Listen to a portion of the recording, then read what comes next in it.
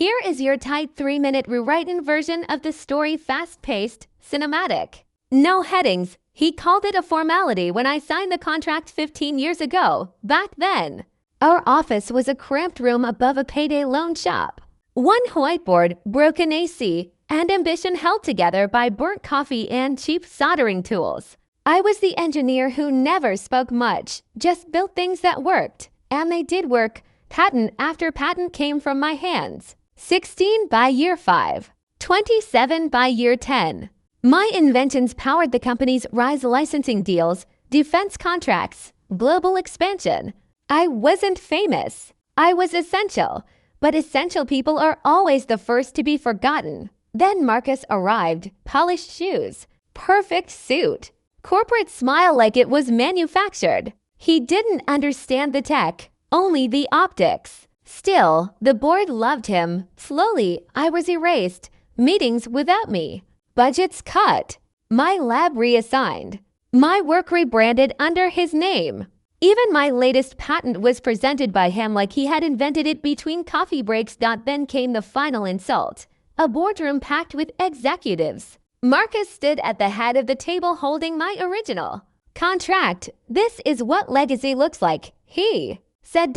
And he shredded it in front of everyone. Laughter, silence, then dismissal. You're no longer required. No one looked at me. No one needed to. They thought it was over.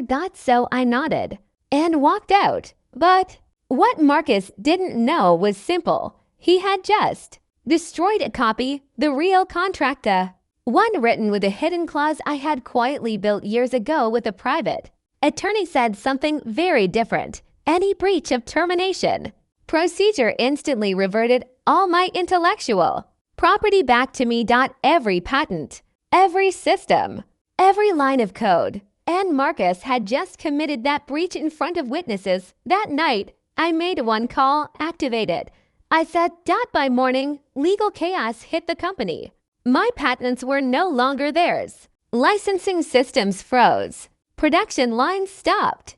Millions started bleeding out per hour. Then the offers came, buyouts, partnerships, 9-figure deals. Everyone suddenly remembered my name. Even Marcus did. But it was too late. Because, while they were panicking, I wasn't negotiating. I was choosing. And I chose control. Within days, I signed deals on my terms, royalties, ownership rights, and leverage that made me untouchable. The company that once erased me was now paying just to keep using what I built. Marcus tried to fight it, but you can't argue with a contract that was designed to survive betrayal. In the final board meeting, I placed 2 papers on the table. License my tech, I said calmly, or lose everything. No speeches, no anger. Just silence. They signed. Later that night, I sat alone by the water in a house I finally had time to live in.